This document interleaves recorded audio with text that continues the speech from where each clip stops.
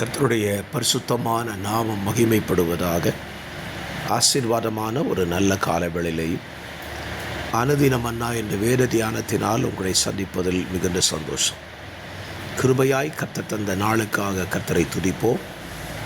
இந்த நாளின் தியான வசனம் நீதிமொழிகள் 18:21.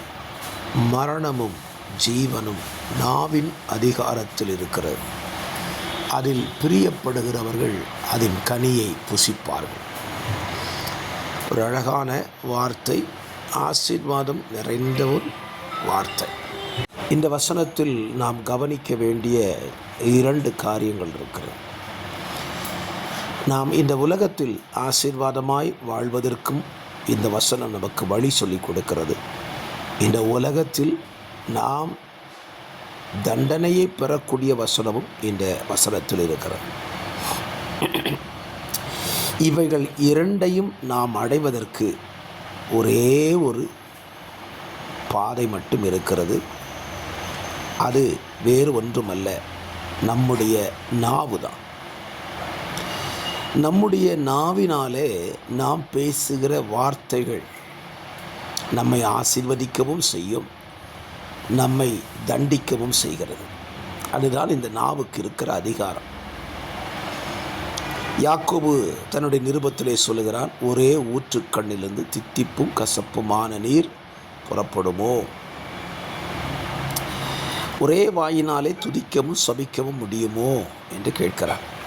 என்னை கேட்கிற அருமையான கர்த்தருடைய பிள்ளைகளே, உங்கள் வாழ்க்கையில் நீங்கள் ஜீவனை அடைய வேண்டுமானால் நீங்கள் பேசுகிற வார்த்தை மிகுந்த கவனத்துக்குரியதாக இருக்க வேண்டும்.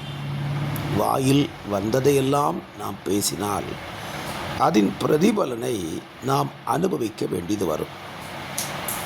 உதாரணமாக, நம்முடைய ஆதி பிதாவாக இருக்கிற ஆதாம் குடும்பத்தில் அவர்கள் நாவினாலே அவர்கள் தண்டனையை அனுபவித்ததை நீங்கள் பார்க்க முடியும்.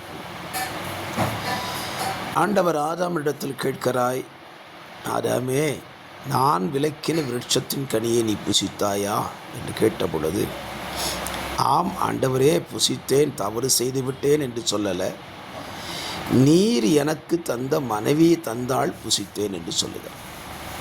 அவனுடைய நாவின் அறிக்கையை பாருங்கள். ஆண்டவரை குற்றம் சொல்லுகிறார்.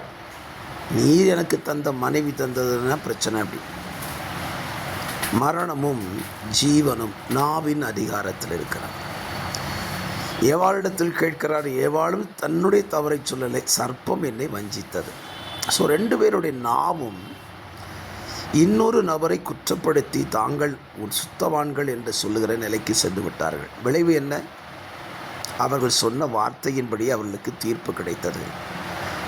அவங்க அடுத்தவங்களை குற்றம் சாட்டினாங்க. தேவன் அவர்களை தோட்டத்தை விட்டே வெளியே தள்ளிவிட்டார்.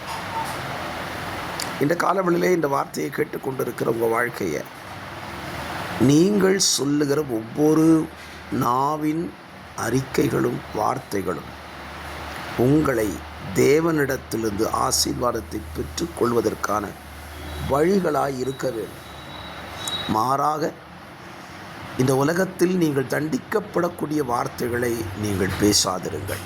அது உங்களுக்கு மாத்திரமல்ல, மற்றவர்களுக்கும் நன்மையாயிருக்கும். ஆதாமும் ஏவாளும் செய்த ஒரு தவறினாலே முழு உலகமும் பாவத்துக்குள்ளாயிற்று, மரணத்தை சந்தித்து விட்டது. ஆனால் நம்முடைய இரட்சகராகிய இயேசு கிறிஸ்து தம்முடைய வாயிலிருந்து புறப்பட்ட வார்த்தைகளினாலே நமக்கு ஜீவனை அவர் உண்டு பண்ணி வைத்து போயிருக்கிறார். ஆகவே அவரை போல நம்முடைய வாயின் வார்த்தைகளை, ஜீவனுக்கு ஏதுவான வார்த்தைகளை பேசும்படி தீர்மானம் எடுப்போம். அப்படி பேசுவோம். இந்த நாளிலேயும் அப்படி பேசுவதற்கு நீங்கள் பிரயாசப்படுங்கள். அது உங்களுக்கும் உங்களுக்கு பின்வரும் சந்ததிகளுக்கும் ஒரு ஆசீர்வாதமாக இருக்கும் என்பது சந்தேகமில்லை. ஜெபிக்கலாம். பரிசுத்த பிதாவே, இந்த வார்த்தையின்படி எங்கள் வாழ்க்கையில் மிகுந்த கவனமாக எங்களுடைய வாயின் வார்த்தைகளை பேச எங்களுக்கு உதவி செய்யும்.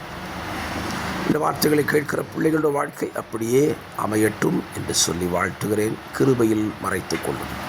இயேசுவின் நாமத்தில் ஜெபிக்கிறேன் நல்ல பிதாவே, ஆமென்.